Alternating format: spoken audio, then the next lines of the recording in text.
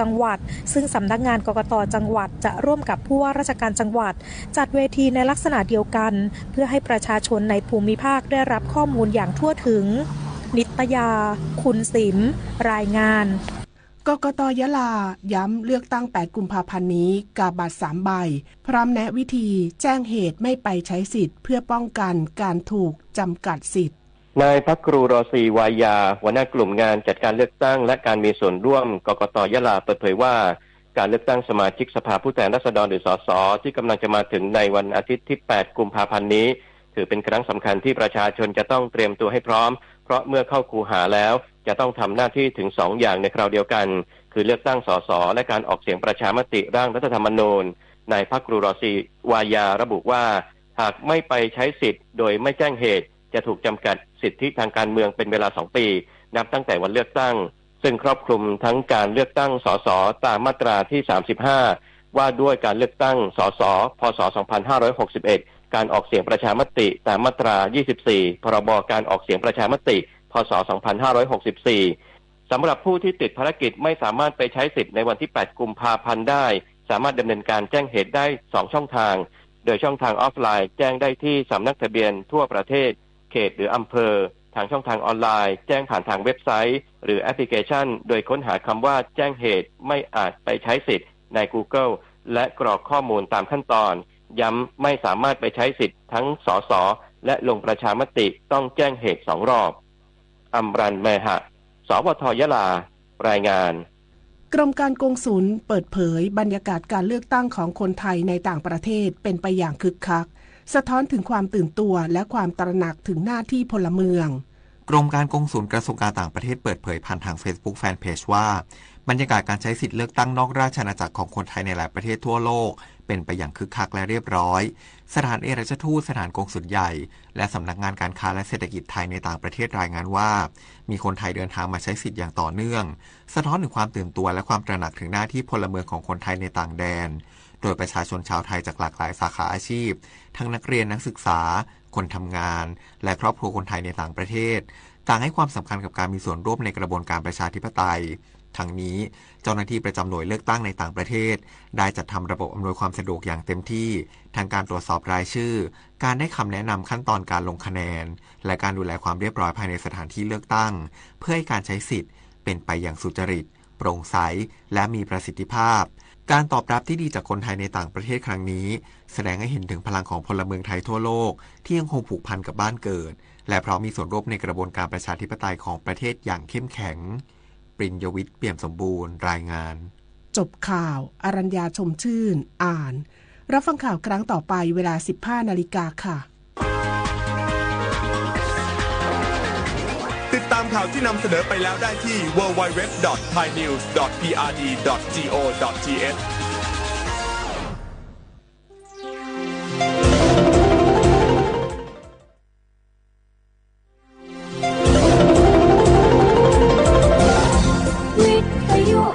ประเทศไทยให้ความรู้คู่ความสุข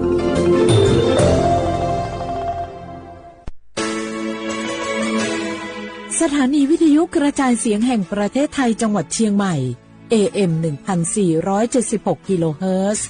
สถานีวิทยุภาคภาษาชาติพันธุ์แห่งเดียวในประเทศไทยที่มีความทันสมัยเชื่อถือได้สร้างอัตลักษณ์กลุ่มชาติพันธุ์สู่สากล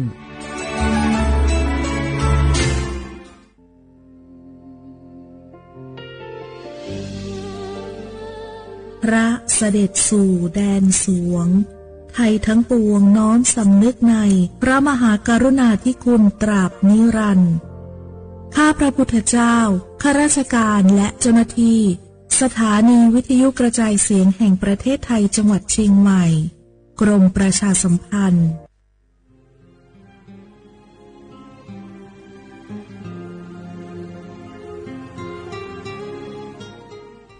This is a moment of profound grief for the Kingdom of Thailand. The collective voices of Radio Thailand Chiang Mai join the Thai nation in mourning the passing of our beloved Queen Martha, Her Majesty Queen Sirikit. Her life was a testament to the unwavering service, grace, and deep love for the Thai people.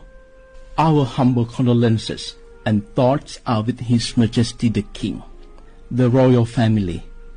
and all the Thai people during this deeply sorrowful time. We will remember her forever.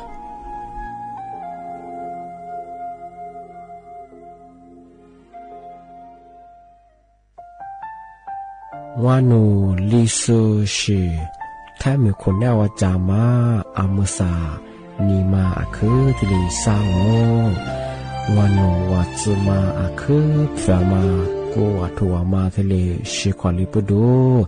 Thami kunawa jama Wanu lisu shi za khwazapo Ama he taho lila tili Nima jaja Nima tili sajangoรากฐานสังคมไทยตั้งแต่อดีตจนถึงปัจจุบันเคารพเทิดทูนสถาบันพระมหากษัตริย์เป็นศูนย์รวมจิตใจที่เหนียวแน่นของคนไทยในเวลาที่เกิดวิกฤตทางการเมืองพระบารมีของพระเจ้าอยู่หัวก็ทำให้เกิดความสงบและช่วงที่เกิดวิกฤตเศรษฐกิจปรัชญาเศรษฐกิจพอเพียงของพระเจ้าอยู่หัวรัชกาลที่9พระราชทานให้กับคนไทยก็ทำให้ผู้ที่น้อมนำมาปฏิบัติมีภูมิคุ้มกันและไม่เกิดความเสียหาย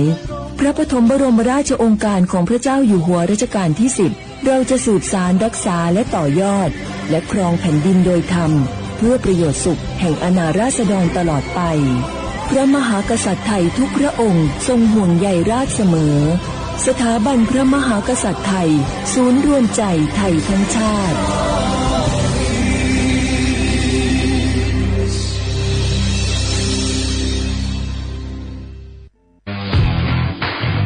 รัฐบาลไทยประกาศสงครามสแกมเมอร์รัฐบาลจึงได้ประกาศสงครามกับสแกมเมอร์ในฐานะที่สแกมเมอร์เป็นวาระแห่งชาติและในวันนี้ผมก็ได้ใช้โอกาสนี้มารายงานความคืบหน้าและเน้นย้ำถึงสิ่งที่เราต้องร่วมกันทำต่อไปรัฐบาลได้จัดตั้งคณะกรรมการอำนวยการป้องกันและปราบปรามอาชญากรรมทางเทคโนโลยีขึ้นมาโดยมีผมเป็นประธานด้วยตนเองเพื่อให้ทุกหน่วยงานทำงานไปในทิศทางเดียวกันเราได้มีการลงนามบันทึกความเข้าใจระหว่าง15หน่วยงานหลักทั้งภาครัฐและภาคเอกชนตลอดจนสถาบันการเงินเพื่ออุดช่องโหว่ทางการเงินและตัดเส้นทางเงินของกระบวนการอาชญากรรมเหล่านี้ให้สิ้นซากรวมพลังคนไทยต้านภัยสแกมเมอร์นายอนุทินชาญวีรกูลนายกรัฐมนตรี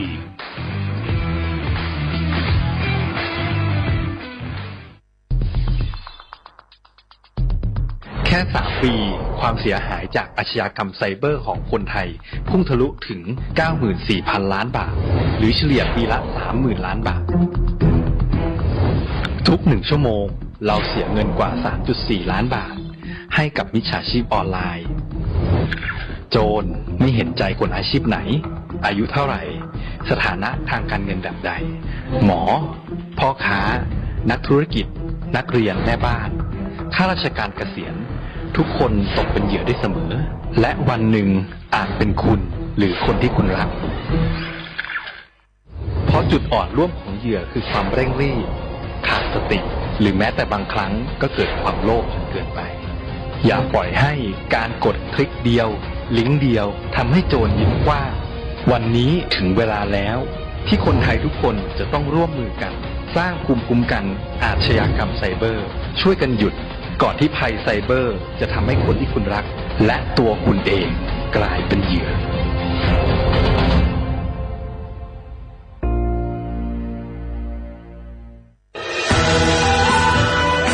จากศาลากลางจังหวัดน่านหลังเก่าพัฒนาสู่การเป็นศูนย์การเรียนรู้นันทศิษย์ป่าคารโดยมูลนิธิรักป่าน่านนับเป็นพระมหากรุณาธิคุณที่สมเด็จพระกนิษฐาธิราชเจ้ากรมสมเด็จพระเทพรัตนราชสุดาสยามบรมราชกุมารีได้พระราชทานนามนันทศิษย์ป่าคารอันหมายถึงอาคารแห่งความรู้ทุกแขนงของจังหวัดน่านภายในประกอบด้วยห้องนิทรรศการเฉลิมพระเกียรติรัชกาลที่9แสดงพระราชประวัติและพระราชกรณียกิจของพระผู้ทรงเป็นพลังแห่งแผ่นดินและต้นแบบของความเพียรรถพระที่นั่งอนุสรณ์แห่งการเสด็จเยี่ยมราษฎรในถิ่นทุรกันดารทั่วทุกภูมิภาคของไทยพิพิธภัณฑ์ศาลากลางจังหวัดน่าน ความทรงจำของอาคารหลังเก่าและการอนุรักษ์สิ่งสำคัญของเมืองน่านเทคโนโลยีกับมนุษย์จุดประกายความคิดสร้างสรรค์สู่การสร้างนวัตกรรมในอนาคตน่านซิมูเลชันแนวทางจัดการขยะที่ยั่งยืนเพื่อตระหนักถึงผลกระทบต่อสังคมเศรษฐกิจและสิ่งแวดล้อมห้องสมบัติน่านย้อนรอยสู่อดีตและความรุ่งเรืองของนครน่านผ่านเงินตราเครื่องเงินและผ้าทองเปิดให้เข้าชมฟรีไม่มีค่าใช้จ่ายตั้งแต่เวลา 9 นาฬิกาถึง 17 นาฬิกา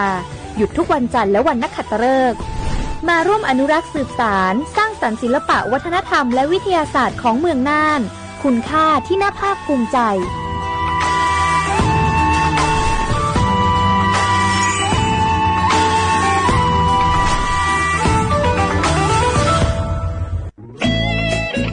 เสียงของท่านมีความหมายต่ออนาคตประเทศการเลือกตั้งคือโอกาสสำคัญที่ประชาชนจะได้ร่วมกำหนดทิศทางบ้านเมืองขอเชิญชวนพี่น้องประชาชนผู้มีสิทธิ์เลือกตั้งทุกท่านออกไปใช้สิทธิ์เลือกตั้งปี 2569 เลือกคนดีเลือกผู้แทนที่ตั้งใจทำงานเพื่อประโยชน์ของประชาชนบดีปล่อยให้เสียงของท่านเงียบหายเพราะประชาธิปไตยเริ่มต้นที่การไปใช้สิทธิ์ร่วมกันไปเลือกตั้งอย่างพร้อมเพรียงกันวันอาทิตย์ที่ 8 กุมภาพันธ์ 2569 8 โมงเช้าถึง 5 โมงแลงใช้สิทธิ์ใช้เสียงเพื่ออนาคตของประเทศไทยนี่รู้กันไหมสิทธิบัตรทองหรือบัตร30 บาทเป็นสิทธิหลักประกันสุขภาพตามกฎหมายที่ช่วยคุ้มครองคนไทยทุกคนให้เข้าถึงบริการสุขภาพที่จำเป็นโดยไม่ต้องเสียค่าใช้จ่ายเลยนะครอบคลุมทั้งการรักษาพยาบาลการป้องกันโรคการฟื้นฟูสมรรถภาพทางการแพทย์เรียกว่าช่วยให้คนไทยอุ่นใจกันเลยทีเดียวสอบถามเพิ่มเติมสายด่วนสปสช1330ทุกครั้งที่ใช้สิทธิบัตรทองหรือบัตร30 บาทอย่าลืมพกบัตรประชาชนเพื่อยืนยันการใช้สิทธิไม่ว่าจะไปรักษารับบริการป้องกันโรคหรือบริการอื่นๆสำหรับเด็กเล็กที่ยังไม่มีบัตรประชาชนใช้ใบเกิดแสดงคู่กับบัตรประชาชนของผู้ปกครองง่ายสะดวกรักษาได้ทันทีสอบถามเพิ่มเติมได้ที่สายด่วนสปสช1330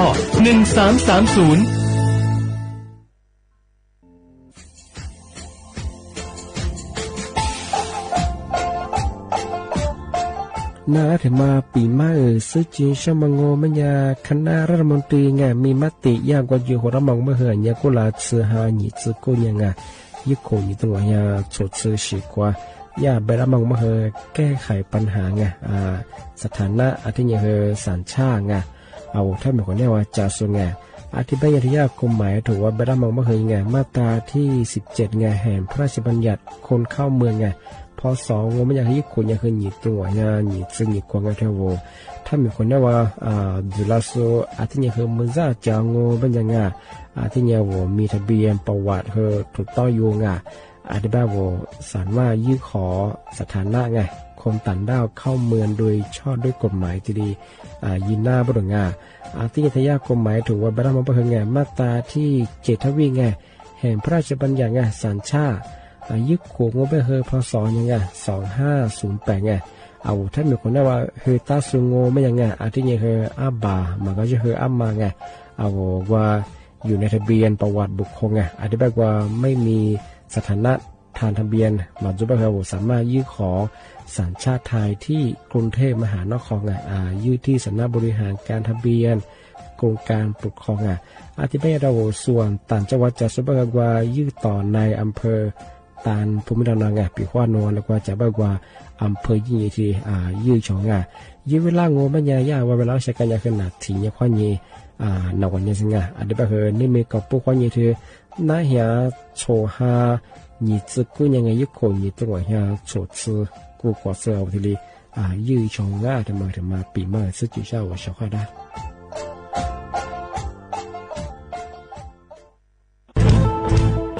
เชียร์ว่าบุกอามาสนใจลงโฆษณา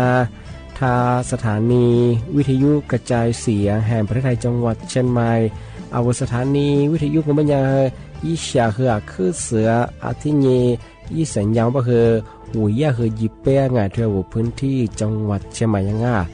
ที่ปัญญามาสนใจลงโฆษณาอยู่ช่องปัญญาติดต่อที่สวทเชียงใหม่ง่ายยิบเบอร์โทรปัญญาคือ053-276-0685ที่เย092-246-8579ง่า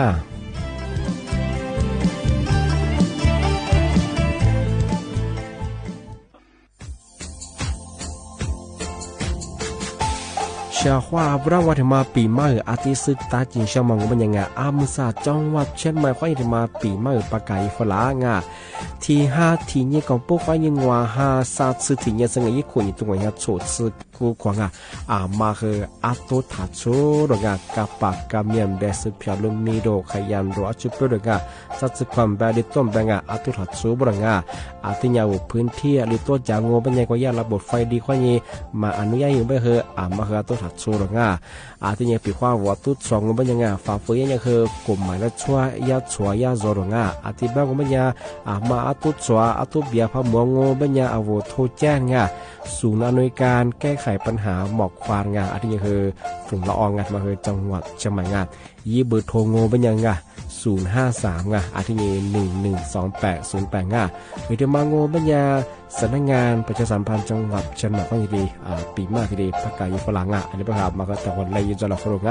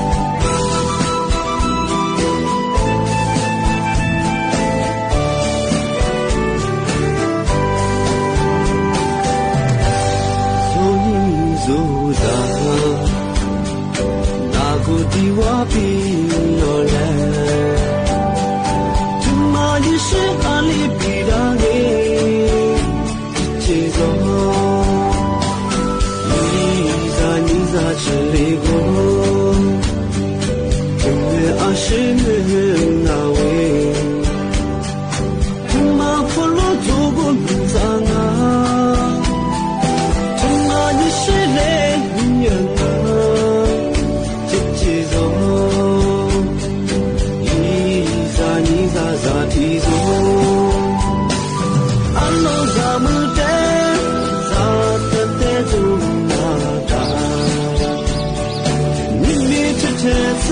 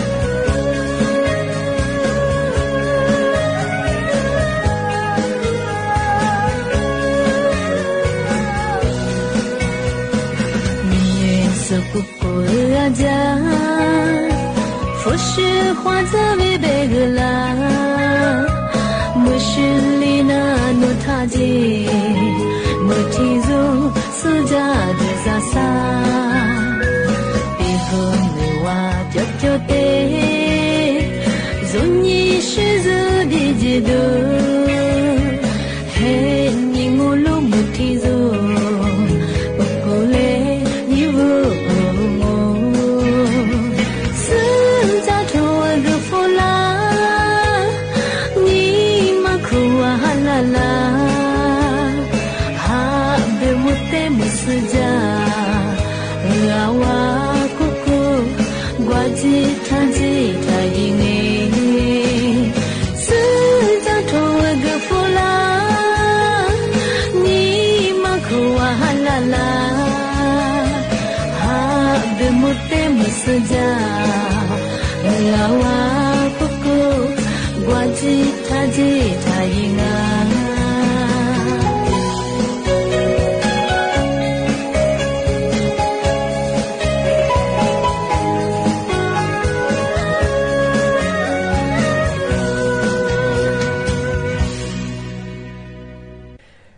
เสียขวาบุลาขวาอามาซาอาวลิสุงโอโดซึตขวาเปลาวงาอาวลิสุงโอโดจามงโอมัญญาโดกุญธาจิมหมายดังสถานีวิทยุกระจายเสียงแห่งประเทศไทยจังหวัดใช่ไหมว่าโดยจะถ้าวิทยุว่ามือจามงโอมัญญายี่ระบบญา AMยิ่งครึ่งความถี่โงปัญญาที่ตัวลี่ยาสิจือโฉเฮกว่าโจเนี่ยเหอตัวหลังในแนวปัญญาเหอโฉโมขวานีจีโมติขวาตัวที่โมล้อเนี่ยหนีโมขวานีซาโมกะนาทีเนี่ยขวานีนาเนี่ยเจอที่ตัวจะที่ท่าโวFacebook ยี่เพงว่าเหอสวทจุเยียเชียงใหม่ยาAM 1476กิโลเฮิรตซ์เนี่ยFacebook เฮอที่ตัวน่างอาวลิสุงงเป็นยังไงนาทีเนี่ยขวานีนาเนี่ยสังทีเนี่ยมาคือหนีขวาหนีเวลาดองนี่เมทีเนี่ยงเป็นยังไงอาวลิสุอาบาบคือสติหาหนีเจอเห็นนี่เมทีเนี่ยมาคือลูนี่ยุคนี่โตนี่จะโฉโคอาวท้ายอาบาเป็นยังไงที่หาสุดโฉนี่เมทีนี้มาคือนางวันยิ่งวันศุกร์ที่16เดือนมกราคมพศมาคือ2569ที่คมมาโง่ชกงามที่บ้านชกงามมาแต่ไม่เด้งอาบัติมานี่หาเฮยิ่งในแปลกเมื่อวันยิ่งคือมือเครื่องหัวมดเสมาคือยิ่งใหญ่สิเลยใช้สีเลือดตาเย่บริงานหลักสุดสมังเอาแทนไม่ส่งบ้านคือเอาสัญชาติไทยจุโซว่าสุดคือเอาวิสิจวนยังคือยิ่งใหญ่สิเลยใช้สีเลือดตาเย่บ้างมาแต่ไม่ได้ชกงเอาสุดแพ้ว่าชกว่าได้เลยปีมากที่นี่ที่ที่มองมายังเอาภาษาเอาแทนเหมือนว่าติดอันดับการท่องเที่ยวติดท็อปยังมาคือเนี่ยโชกกาสุดสุดไม่ใช่ที่นี่มาสามารถคือส่งกันไปกับกว่าส่งทั่วโลกมาคือมาคือกับเป็นระเบียงที่โชกกาทำงานยิ่งว่าถึงการมองไม่เนี่ยเมืองเก่าอุทัยธานีบ้างแต่มาคือจังหวัดอุทัยธานีวันด่างที่ถึงมองไม่เนี่ยคือหัวหินจังหวัดประจวบคีรีขันธ์ที่ถึงมาเมื่อคือเมืองเก่าสงขลาเป็นไงมาคือจังหวัดสงขลาวันดางที่นี่ที่ถึงเก่ามันจะเมืองโบราณอุทองเป็นไงจังหวัดสุพรรณจังหวัดสุพรรณบุรีที่ถึงเก่ามันจะคือเวียนภูมิพีเป็นไงแช่แห้งเป็นไงจังหวัดน่านที่มาคือโฉก6อันดับที่ติดท้อยมังเอามาสักโซขึ้นกับเป็นมังมาคือเลื่อนการท่องเที่ยวมาคือถึงมาปีมาสุดจริงใช่ไหม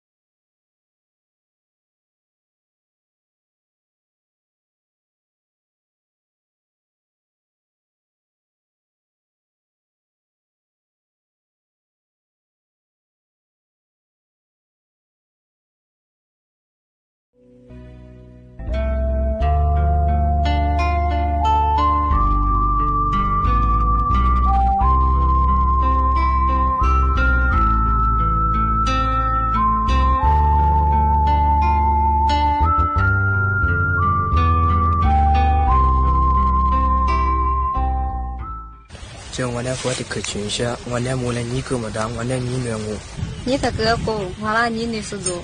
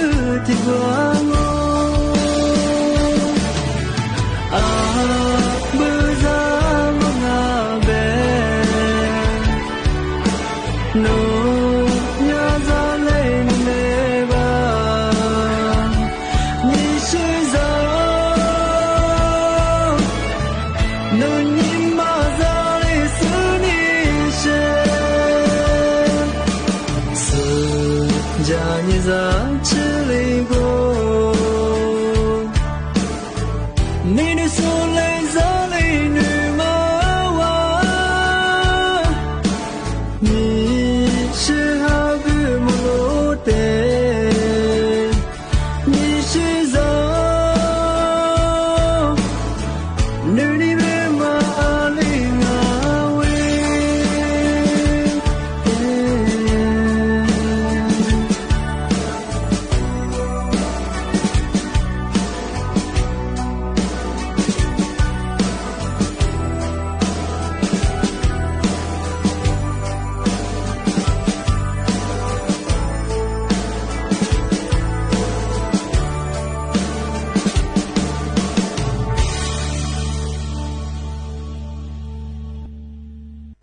มือสั่งมันเนี่ยคือ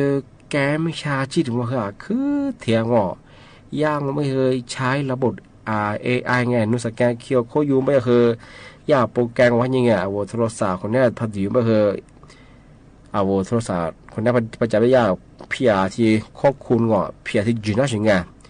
นุ้ยข้อมูลในชุดตัวคือเพียเสื้อใช่ไงนุบัญชีนุธนาคารผู้บ่าไอ้บ่าจะว่าคือสุดดุยนี่กับกูดุยนั่งผู้บ่าโอ้ดุยนั่ง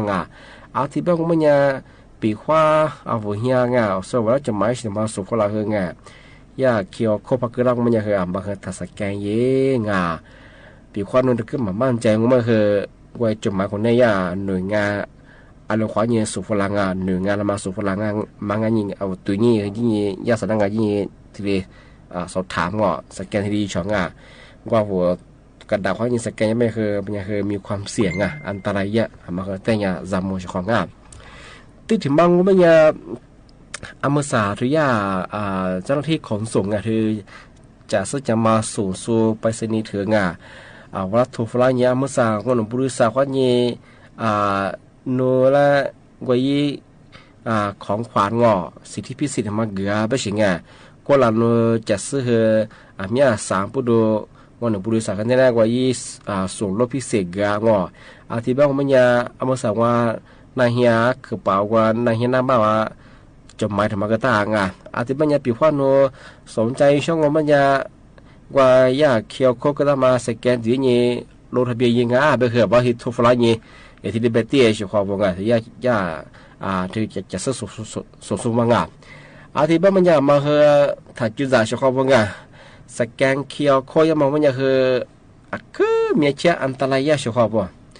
เอาภาษาแกยุ่งมันยังท่าเชื่อนั้นไปยุ่งแล้วเอาบัญชีผู้บัตรดอกมาคือเพียโอเตียงเอาวิข้อมูลสุดเตียเฉพาะว่าที่บ้านของมันยังส่วนเวลาสแกนจนมันยังมาคือถ่ายจุดจ่าถ่ายเยที่กระทั่งมันยังว่าสูงว่าจีบว่าอีสมัยจีบว่าสำนักงานจีบว่ามันจะช้า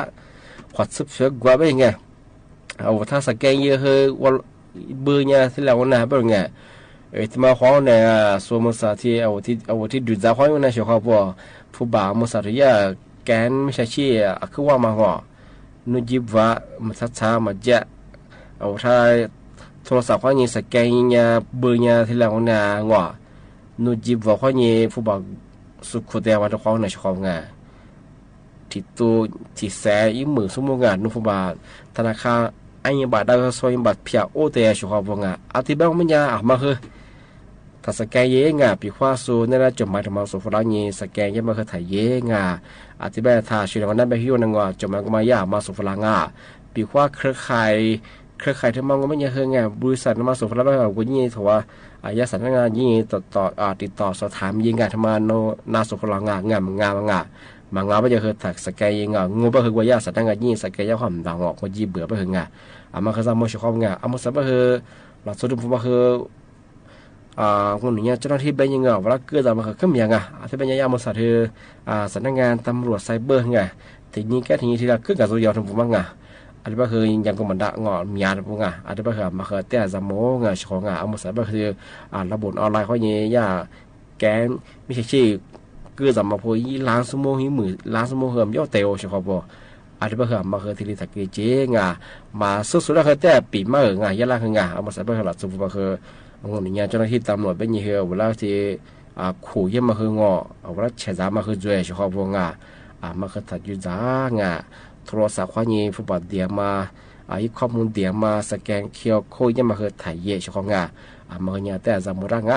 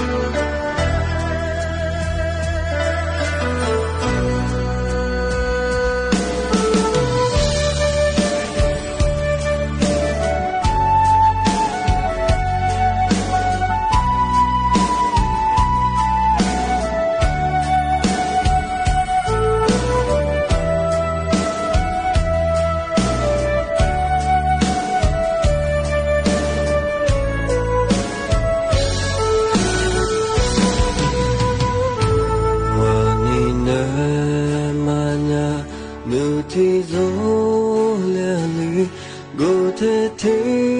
sanu betama ninne kalewa ninne te tacha wanima kuwa nube kalewa mamile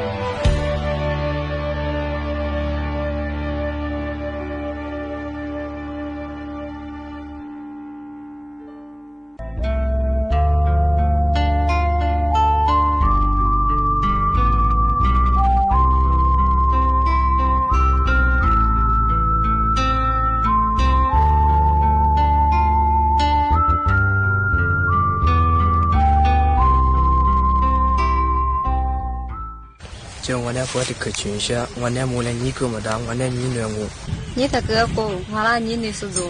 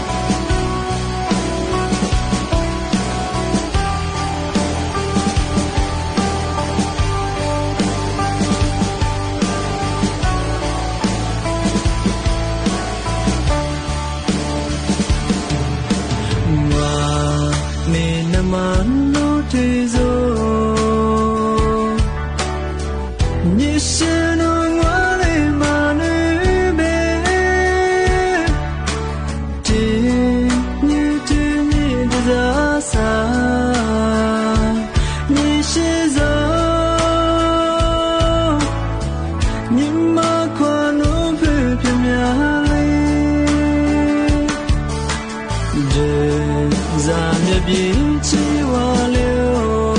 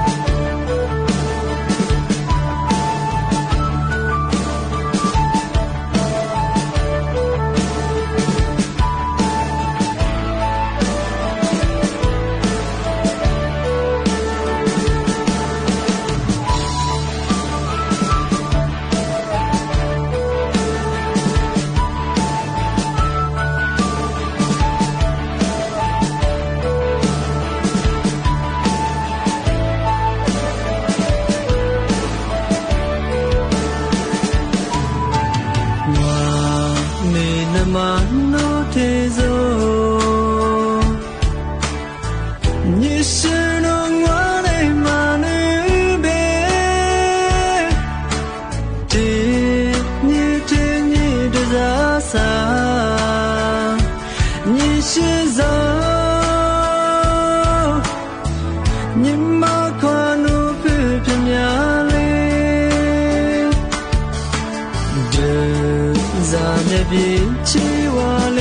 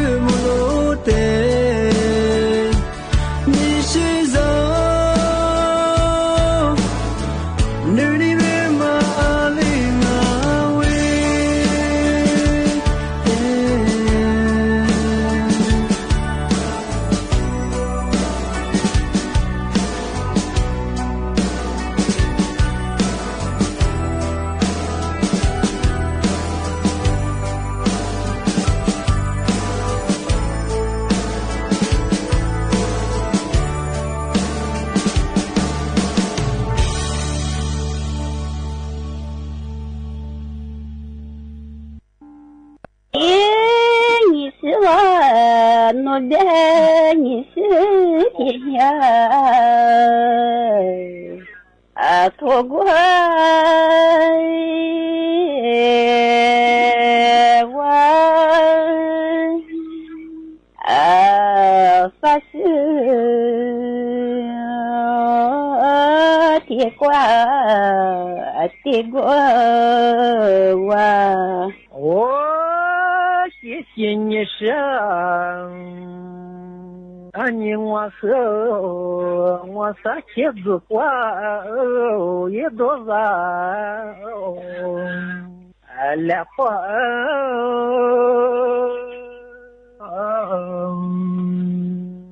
丢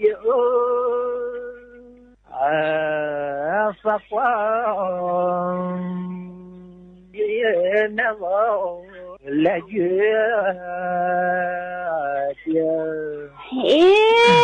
你是我我的撒茄子花多少来花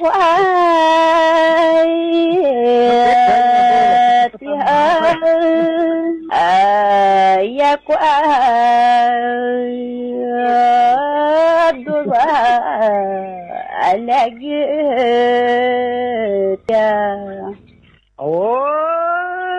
谢谢你们你我和子花也来个你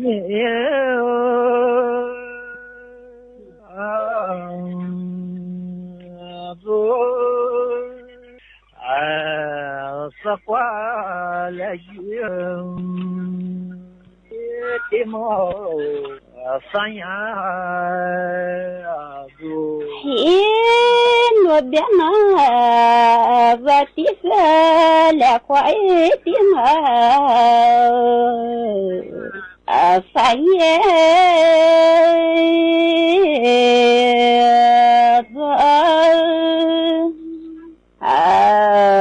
来个的毛三呀谢谢你们你和三年และเครือข่ายทั่วประเทศเสนอข่าวต้นชั่วโมงรู้เร็วรู้จริงเกาะติดทุกสถานการณ์